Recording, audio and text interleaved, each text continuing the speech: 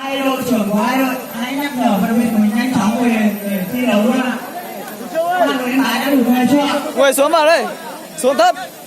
Các bạn đội luyện viên đã đủ người chưa?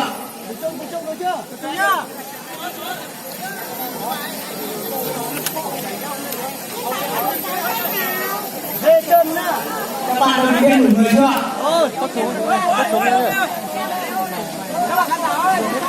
Nào. Các bạn hãy rộng ra. Các bạn khán giả hãy rộng ra. Nghiêng người à? Vâng, các bạn bên đội luyện viên. Xuống thấp nghiêng người nhá. Nước chừng luôn. Nhìn biết là thắng rồi. Các bạn máy đâu ạ? Các bạn đội luyện viên đâu? 3, 2, 1.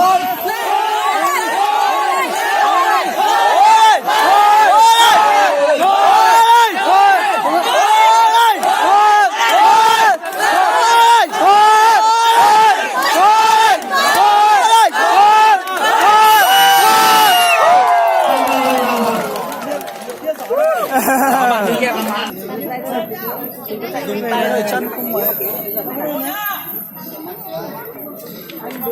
Các bạn đội viên nhả dây một chút. Các bạn đội viên nhả dây một chút.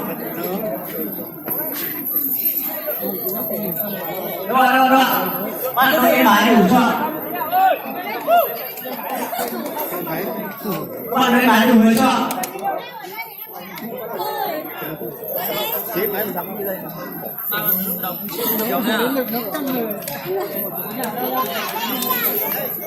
Đội viên nhả dây một chút.